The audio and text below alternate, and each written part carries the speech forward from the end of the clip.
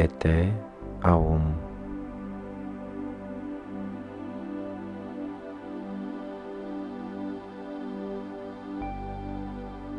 Lecția dreptății.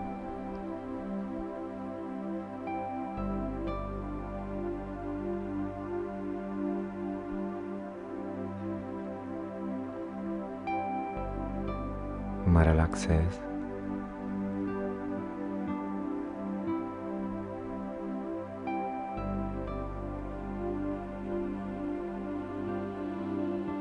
Îmi reglez ritmul respirației.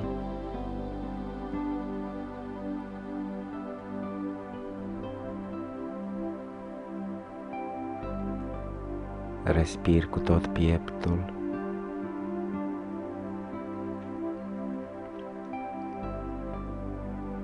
Din ce în ce mai rar.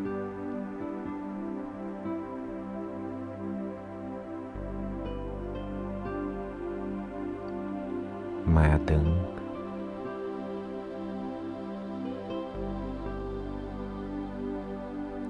Profund.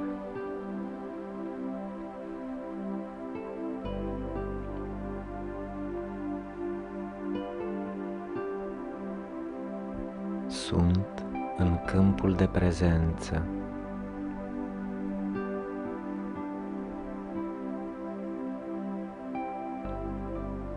Permit conectarea întregii ființe la el.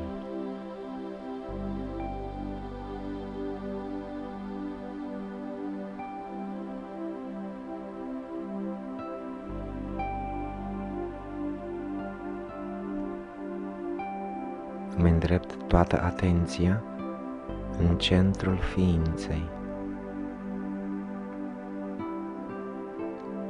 în suflet.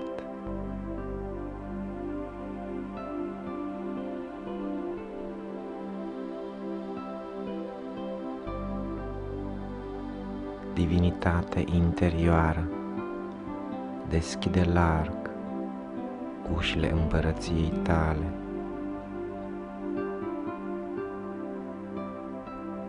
Permit să învăț și să integrez lecția dreptății a planului meu divin, conform binelui meu cel mai înalt al momentului acum,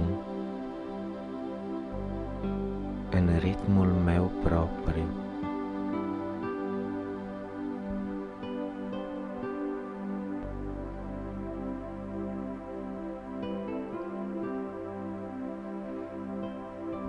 Inspir în suflet energia acceptării. Îmi umplu sufletul cu energia acceptării.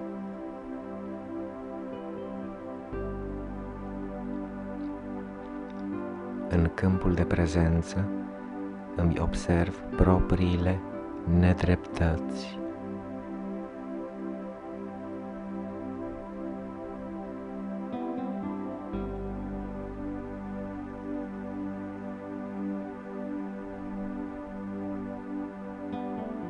Permit sufletului meu să absoarbă nedreptățile pe care le poate rezolva acum.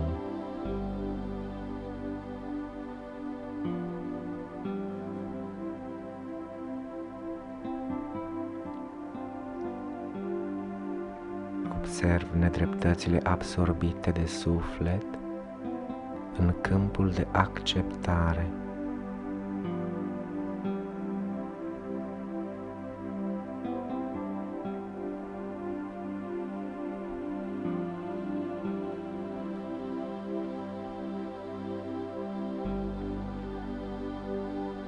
Inspir în inima energetică lumina eliberării și o emit în suflet. Observ eliberarea membranei de protecție a nedreptăților absorbite și dezvăluirea lecției dreptății.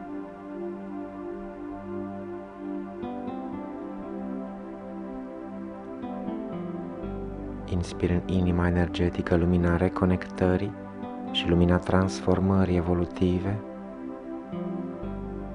și le emit în suflet. Lecția dreptății se transformă într-un cristal.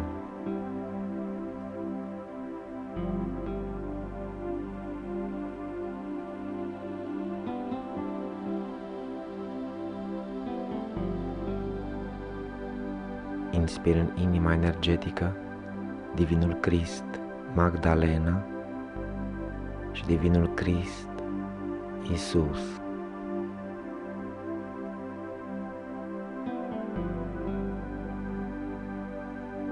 Cele două energii se contopesc în focul neatins.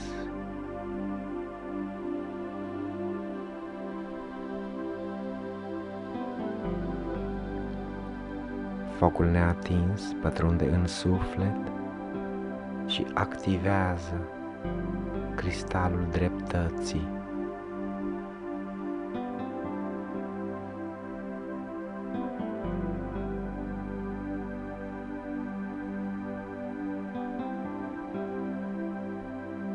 Sufletul integrează cristalul dreptății în cristalul sufletului.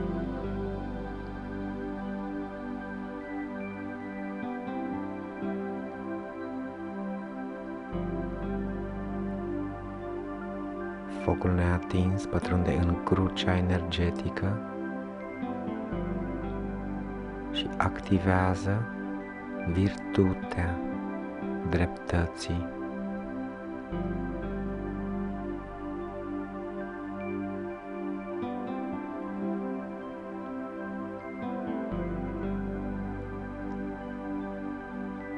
Focul neatins pătrunde în conștiință și activează palierul de conștiință aferent dreptății integrate acum în suflet.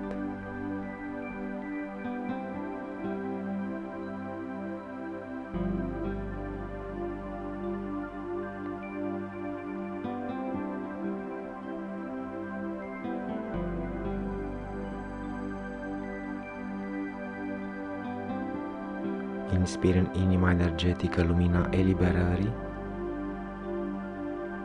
și o emit în conștiință. Permit eliberarea palierelor de conștiință aferente nedreptăților transformate acum.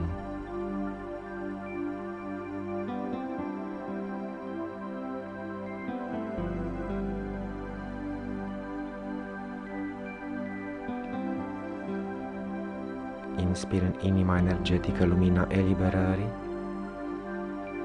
și o emit în chakra telurică și aspectul meu teluric. Permit eliberarea nedreptății legate de lipsa mea de iubire de viață. Permit eliberarea nedreptății legate de lipsa mea de iubire de casă,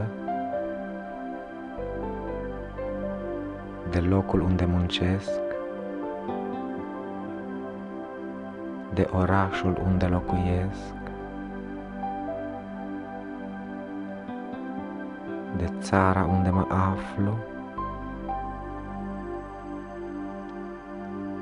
de întreaga planetă. Permit eliberarea nedreptății legate de lipsa mea de iubire a materialității.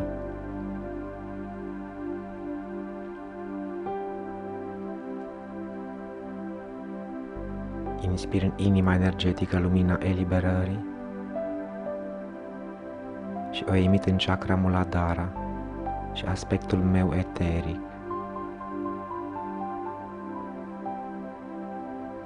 Permit eliberarea nedreptății legate de lipsa mea de educație,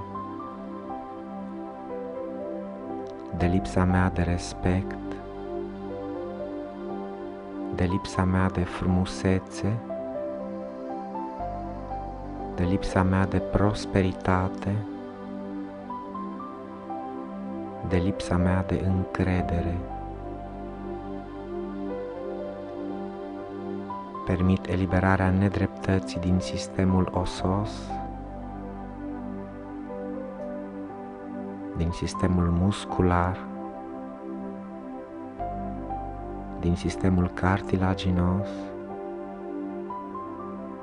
din zona rectală, din glandele suprarenale.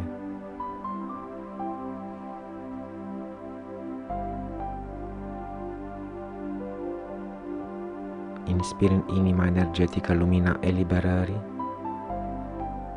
și o emit în chakra svadhisthana și în aspectul meu lunar. Permit eliberarea nedreptății legată de lipsa mea de iubire maternă, de lipsa mea de iubire paternă, de lipsa mea de sfințenie. Permit eliberarea nedreptății legată de propria sexualitate,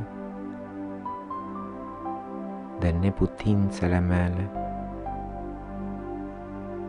de creațiile mele sau de lipsa mea de creație divină. Permit eliberarea nedreptății din sistemul genital și din sistemul urinar.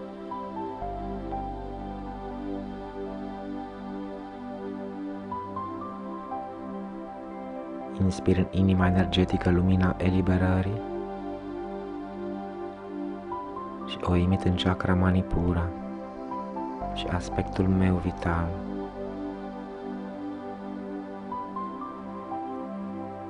Permit eliberarea nedreptății legată de lipsa mea de liniște, de lipsa mea de pace, de lipsa mea de acceptare.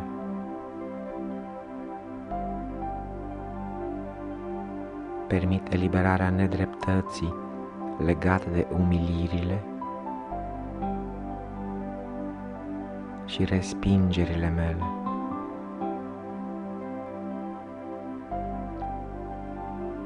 Permit eliberarea nedreptății legată de lipsa mea de voință divină. Permit eliberarea nedreptății din faringe, laringe, esofag, stomac, duoden, intestinul subțire,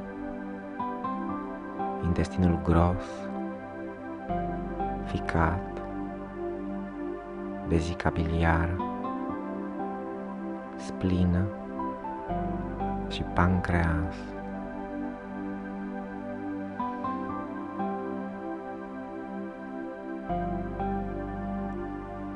Inspir în inima energetică lumina eliberării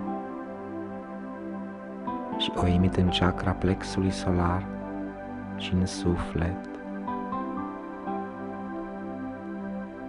Permit eliberarea egoului aferent nedreptății transformate acum. Permit eliberarea nedreptății legată de lipsa mea de iubire de suflet, de lipsa mea de adevăr, de lipsa mea de bunătate,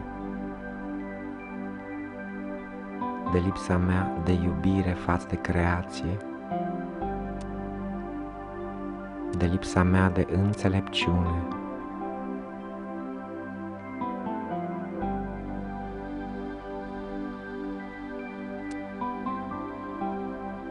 Inspir în inima energetică lumina eliberării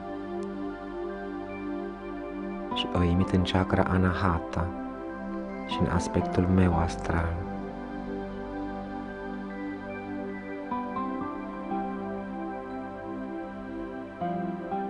Permit eliberarea nedreptății legată de lipsa mea de iubire de soră,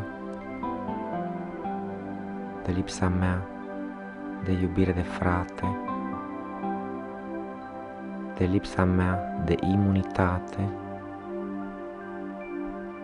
de lipsa mea de bucurie, de lipsa mea de iubire de sine. Permit eliberarea nedreptății din aripile energetice, din inima energetică și din inima cristică. Permit eliberarea nedreptății din sistemul respirator, din sistemul circulator, din sistemul limfatic și din glanda thymus.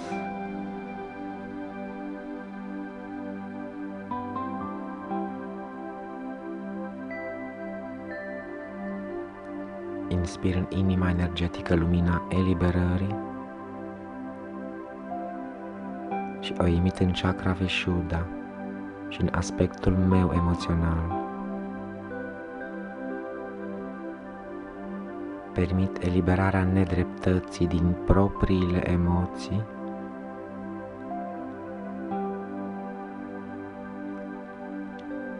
permit eliberarea nedreptății din corpul psihic, permit eliberarea nedreptății din nedreptățile și din trădările mele, permit eliberarea nedreptății legate de lipsa mea de iertare, de lipsa mea de logos divin, de lipsa mea de compasiune.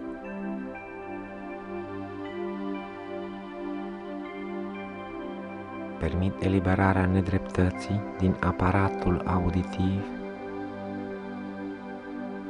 din gât, din glanda tiroidă și din glandele paratiroide.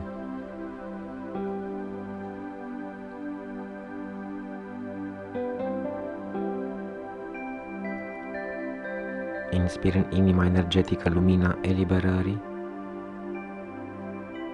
și o emit în chakra ajna și în aspectul meu intelectual. Permit eliberarea nedreptății din corpul intelectual,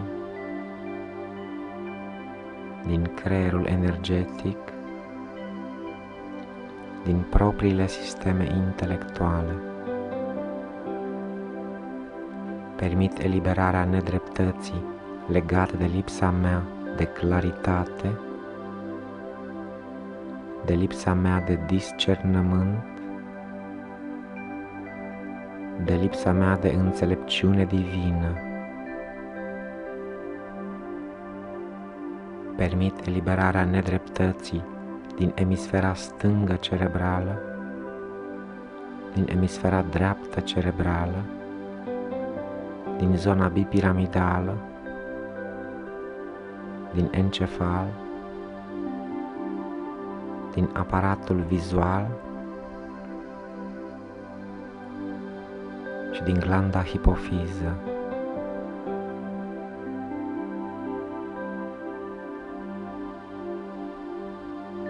Inspir în inima energetică lumina eliberării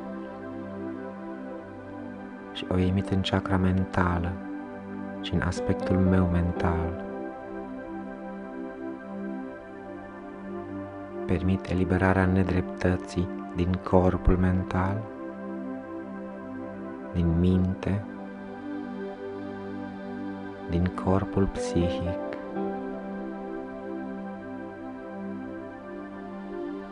Permit eliberarea nedreptății legate de lipsa mea de ordine, de lipsa mea de echilibru. Permit eliberarea nedreptății din nervi și din hipotalamus.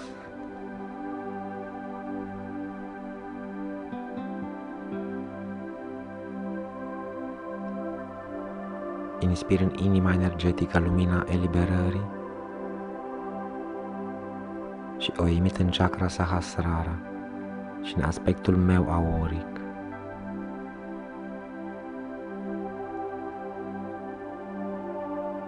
Permit eliberarea nedreptății din aura mea. Permit eliberarea nedreptății legate de lipsa mea de siguranță, de lipsa mea de responsabilitate, de lipsa mea de credință, de lipsa mea de smerenie. Permit eliberarea nedreptății din relația cu propriul meu spirit, din relația cu Dumnezeu. Permit eliberarea nedreptății din piele, din păr, din unghii, din dantură, din măduva spinării și din glanda epifiză.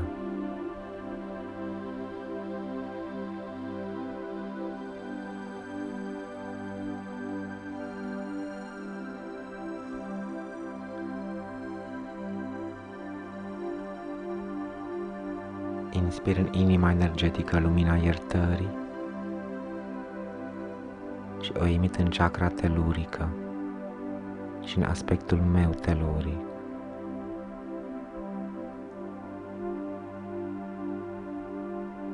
Inspir în inima energetică lumina iertării și o emit în chakra Muladhara și în aspectul meu eteric.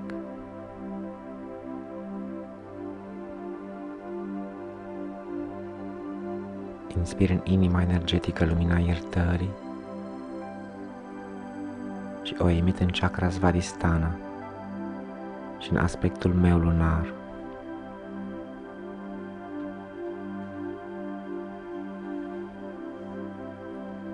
Inspir în inima energetică lumina iertării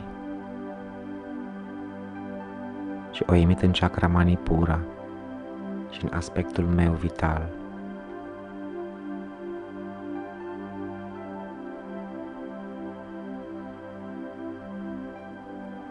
Inspir în inima energetică lumina iertării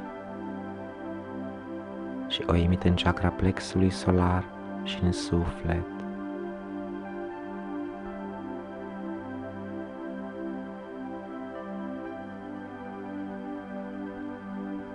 Inspir în inima energetică lumina iertării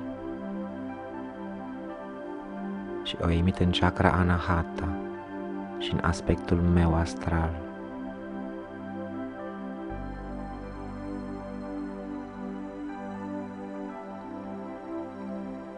Inspir în inima energetică lumina iertării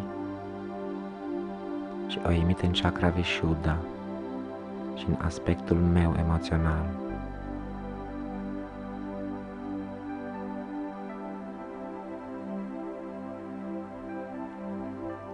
Inspir în inima energetică lumina iertării și o emit în chakra Ajna și în aspectul meu intelectual.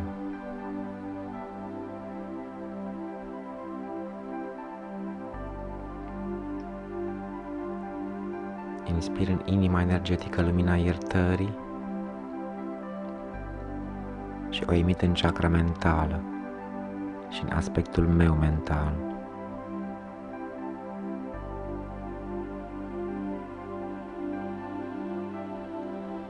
Inspir în inima energetică lumina iertării și o emit în chakra Sahasrara și în aspectul meu auric.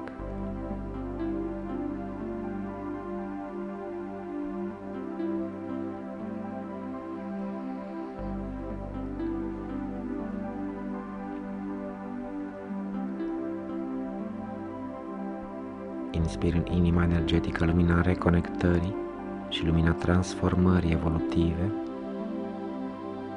și le emit în chakra telurică și în aspectul meu teluric. Permit transformarea și reconectarea aspectului teluric pe nivelul dreptății, integrate acum.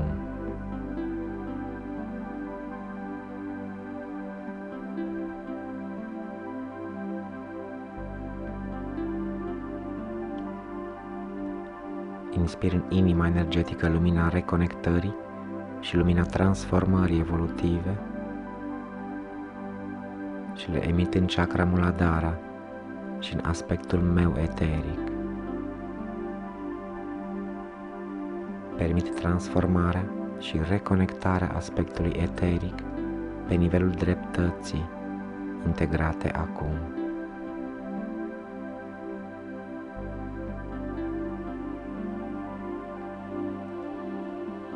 Inspir în inima energetică lumina reconectării și lumina transformării evolutive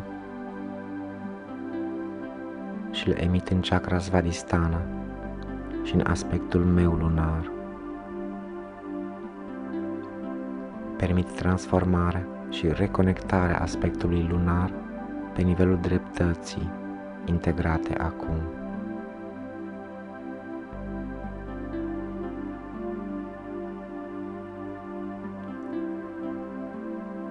Inspir în inima energetică lumina reconectării și lumina transformării evolutive și le emit în chakra Manipura și în aspectul meu vital. Permit transformarea și reconectarea aspectului vital pe nivelul dreptății, integrate acum.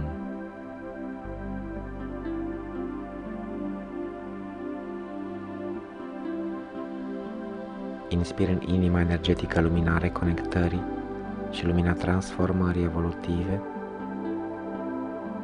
și îl emit în chakra plexului solar și în suflet.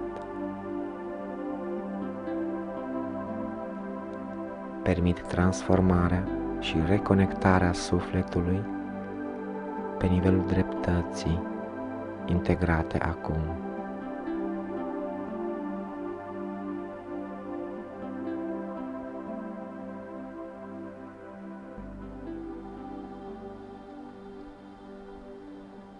Inspir în inima energetică lumina reconectării și lumina transformării evolutive și le emit în chakra Anahata și în aspectul meu astral. Permit transformarea și reconectarea aspectului astral pe nivelul dreptății, integrate acum.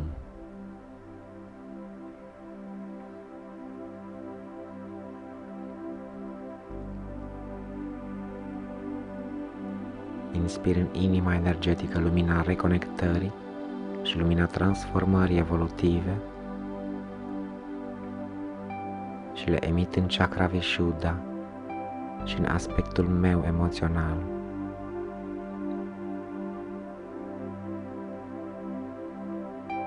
Permit transformarea și reconectarea aspectului emoțional pe nivelul dreptății, integrate acum.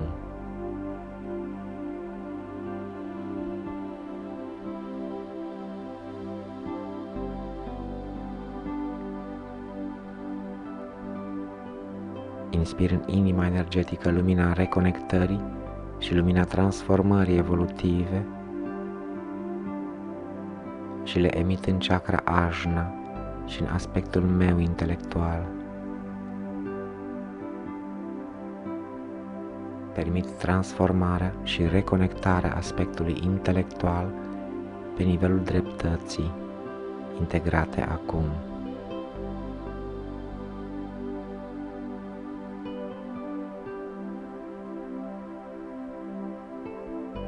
Inspir în inima energetică lumina reconectării și lumina transformării evolutive și le emit în chakra mentală și în aspectul meu mental.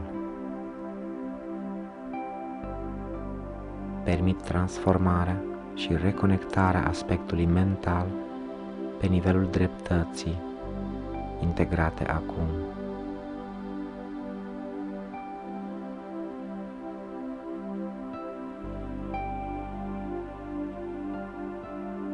Inspir în inima energetică lumina reconectării și lumina transformării evolutive și le emit în chakra Sahasrara și în aspectul meu auric. Permit transformarea și reconectarea aspectului auric pe nivelul dreptății integrate acum.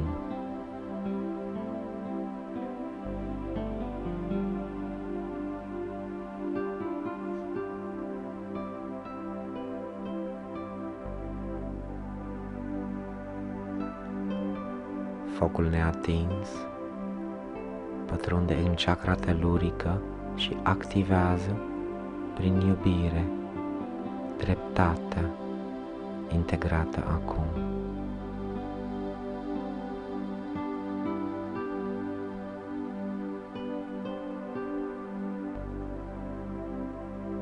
Focul neatins pătrunde în chakra Muladhara și activează prin iubire dreptatea integrată acum.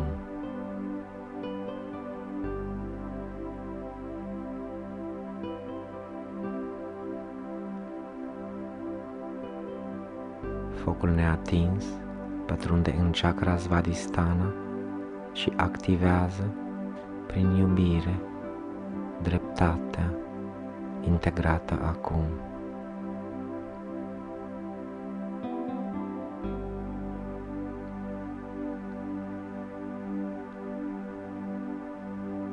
Focul neatins pătrunde în chakra Manipura și activează prin iubire dreptatea integrată acum.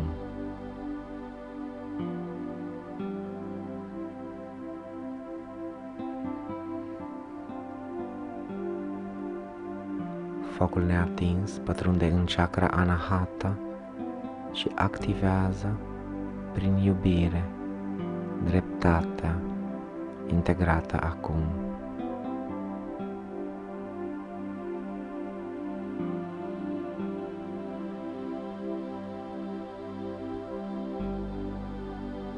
Focul neatins pătrunde în chakra Vishuddha și activează prin iubire dreptatea integrată acum.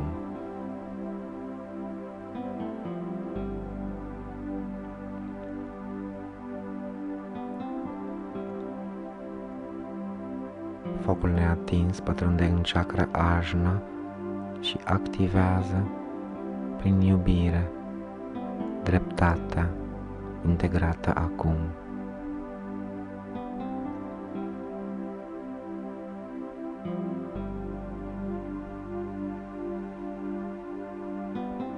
Focul neatins pătrunde în chakra mentală și activează prin iubire dreptatea integrată acum.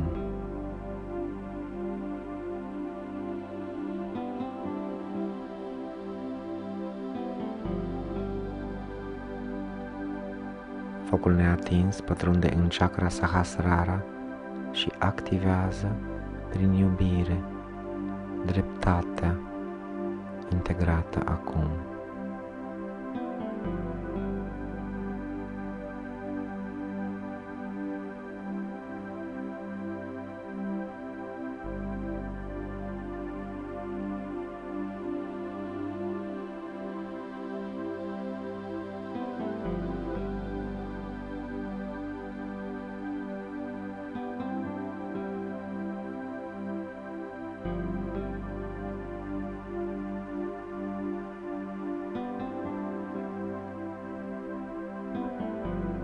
Permit integrarea etapă cu etapă în ritmul meu propriu a transformării.